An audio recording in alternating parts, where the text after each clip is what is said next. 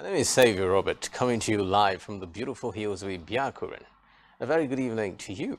And today on Worldview, UN sounds nuclear plant warning. US, Indonesia and Australia hold live fire drill amid China tensions. Plus, Vigilance as vast southwestern France fire slows. Details of these stories and more in a moment.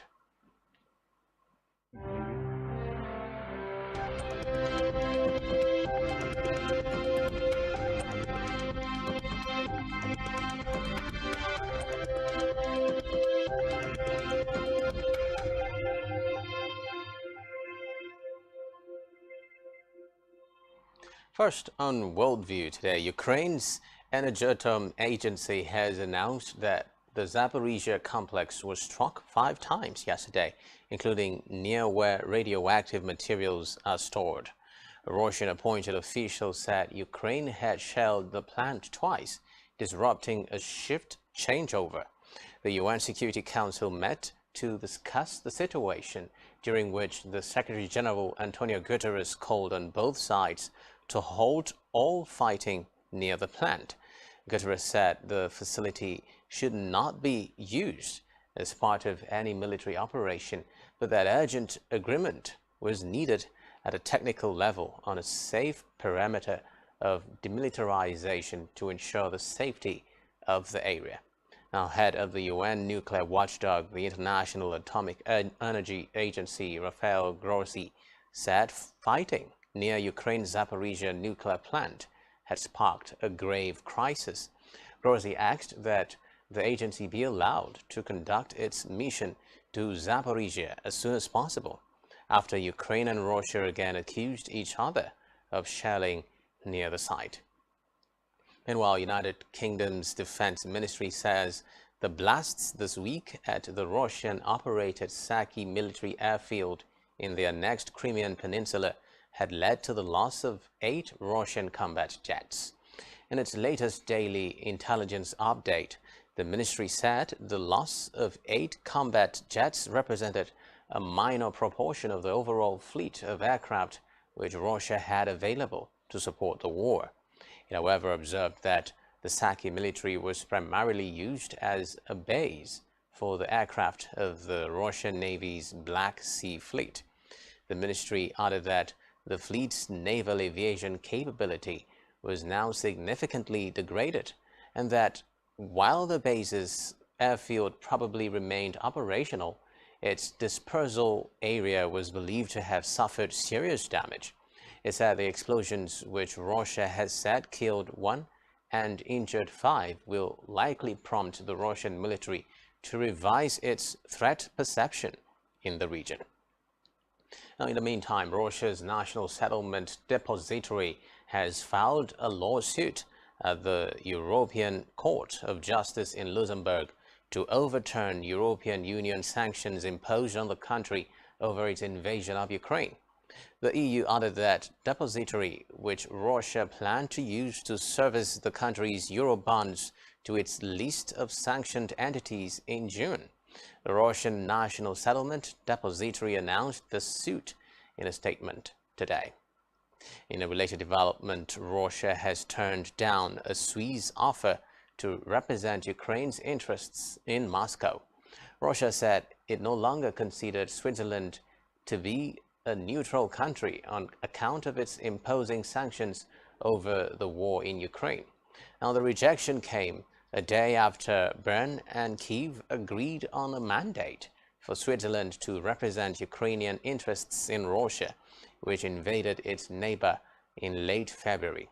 However, a Russian Foreign Ministry spokesman Ivan Netayev said the plan was not acceptable in the current situation.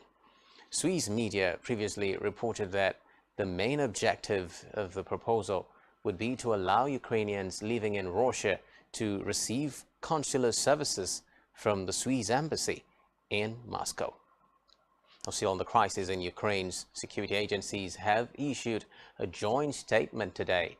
The agencies are calling for the United Nations and the international Committee of the Red Cross to send representatives to locations where Russia is holding Ukrainian prisoners of war. Now, the request follows earlier allegations by Ukraine that Russia's forces had tortured and executed prisoners, including by staging an explosion in a Ukrainian prisoner of war camp in Olenivka. Russia claims Ukraine shelled the facility, killing over 50 prisoners of war.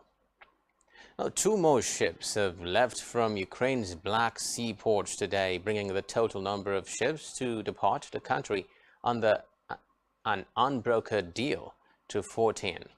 Turkey's defense ministry announced the development, which marks the first export of wheat. The ministry said the Belize-flagged Somovsky had left Ukraine's Chornomorsk port, carrying 3,050 tons of wheat to Turkey's northwestern Tekirdağ province. He added that a Marshall Island-flagged Star Laura departed from Pivdeni and headed to Iran, carrying 60,000 tons of corn. In the meantime, the first unchartered vessel set to transport grain from Ukraine under a deal to relieve a global food crisis should dock in Ukraine today. This is according to the United Nations. The UN's World Food Program said the MV Brave commander, which left Istanbul on Wednesday, is due to arrive in Yuzhny, east of Odessa, on the Black Sea coast. The agency's spokesman, Thompson Feary, said the vessel will collect Ukrainian wheat grain purchased by the World Food Program. Away from that, U.S. Attorney General Merrick Garland says he had personally approved the dramatic raid on ex-President Donald Trump's Florida estate. In a move reported to be highly unusual, Garland also requested that the warrant of justifying the search be made public. The country's top prosecutor, who did not reveal the reason for the unprecedented search of the home of a former U.S. president, condemned the attacks on the FBI and the Justice Department that followed it, while noting that ethical obligations prevented him from detailing the basis of the raid. Garland said he had asked a Florida judge to unseal the warrant because Trump had publicly confirmed the search, attracting substantial public interest in the matter. Now, Trump, who has a copy of the search warrant but has so far declined to reveal its contents, said he would not oppose the unsealing of the warrant. He also repeated his claim that the search was an unprecedented political weaponization of law enforcement. Elsewhere, soldiers from the U.S., Indonesia, and Australia today joined a live fire drill, part of Arnold Joint Combat Exercises on Sumatra Island, amid growing Chinese maritime activity in the Indo-Pacific region. A total of more than 5,000 personnel from the U.S., Indonesia, Australia, Japan, and Singapore are participating in this year's Super Garuda Shield exercises, making them the largest since they began in 2009. The expanded drills are seen by China as a threat. Chinese state media have accused the U.S. of building an Indo-Pacific alliance similar to NATO to limit China's growing military and diplomatic influence in the region. The United Kingdom, Canada, France, India, Malaysia, South Korea, New Zealand, Papua New Guinea, and East Timor also sent observers to the exercises, which began early this month. The U.S. Indo-Pacific Commander Admiral John Aquilino said the 14 nations involved in the training were signaling their stronger ties as China grows increasingly assertive in claiming the entire South China Sea and holds exercises threatening self-ruled Taiwan. Now, drought declared in several parts of England. Will bring you this and more after the break. So stay with us.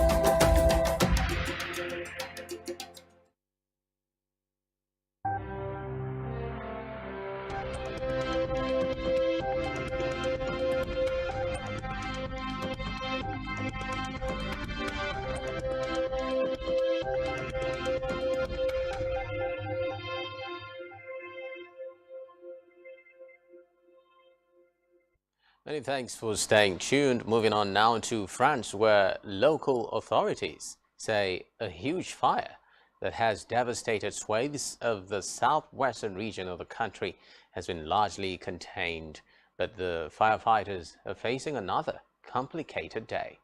Deputy Prefect Ronan Lowstick told reporters that 40-kilometer active fire front in the Gironde and Landes departments around Bordeaux had not developed, but the weather conditions were pushing the firefighters towards extreme vigilance. He added that no new evacuations had been ordered on top of the 10,000 people already asked to leave. Lostig said today was, however, likely to be complicated since temperatures continue to rise and the water table kept falling. The roughly 1,100 French firefighters on the ground were reinforced by 361 comrades drawn from European neighbors, including Germany, Poland, Austria, and Romania, along with several water-bombing planes from the European Union fleet. In a separate development, United Kingdom government has officially declared a drought across swathes of England, following months of record low rainfall and unprecedented high temperatures in recent weeks. At a meeting of the National Drought Group, the government's Environment Agency said the drought trigger threshold had been met in parts of southwestern, southern, central and eastern England. It would be recalled that drought was last officially declared in England in 2018. The agency has released a report noting that England had its driest July since 1935. The UK's Meteorological Authority, the Met Office, said the period from January through June this year saw the least rainfall in England and Wales since 1976. That summer saw the use of drastic measures such as roadside standpipes and water rationing. This year's exceptional weather comes as France is also experiencing a record drought and battling huge wildfires. Away from that, Venezuela and Colombia have appointed ambassadors to each other days after the inauguration of Colombia's first left-wing president, Gustavo Petro, who has promised to mend ties with its neighbor. President Nicolas Maduro announced that former Venezuelan Foreign Minister Felix Plasencia will soon be in Bogota.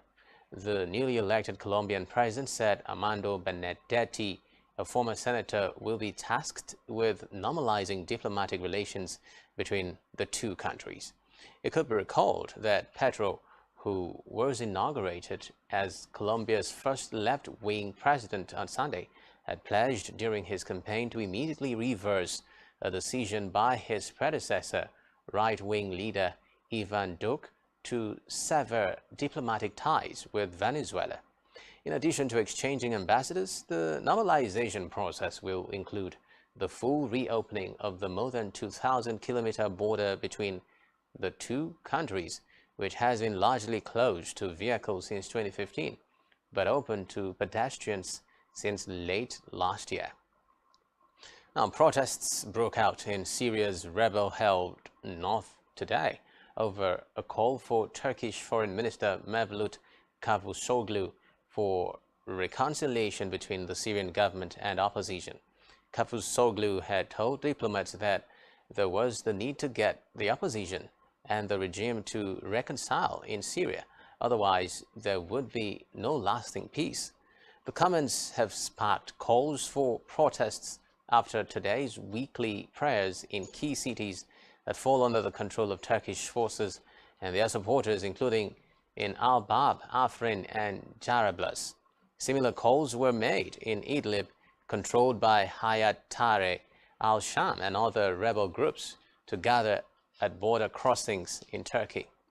Now, small protests already began overnight in some areas, including Al-Bab, where dozens gathered, holding opposition slogans and chanting against Turkey. Well, reports say some demonstrators burned a Turkish flag. Others took down Turkey's colors hung up around the city, while dozens of others gathered at the Bab al-Salama crossing to Turkey, with many shouting death rather than indignity. Turkey's top diplomat also said he had held a short meeting in Belgrade in October with his Syrian counterpart, Faisal al-Mekdad, adding that communication had resumed between the two countries' intelligence agencies. He, however, denied direct talks between Turkish President Tayyip Erdogan and his Syrian counterpart Bashar al-Assad, despite long-standing calls from Russia for such dialogue.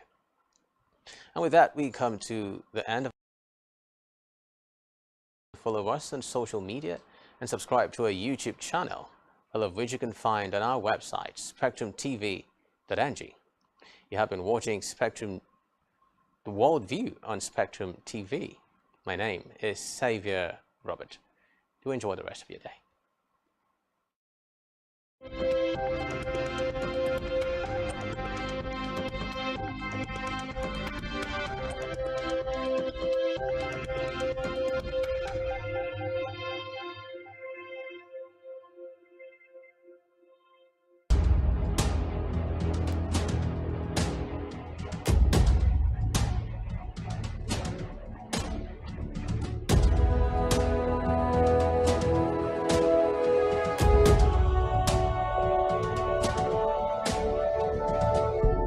Spectrum TV, broadening your horizon.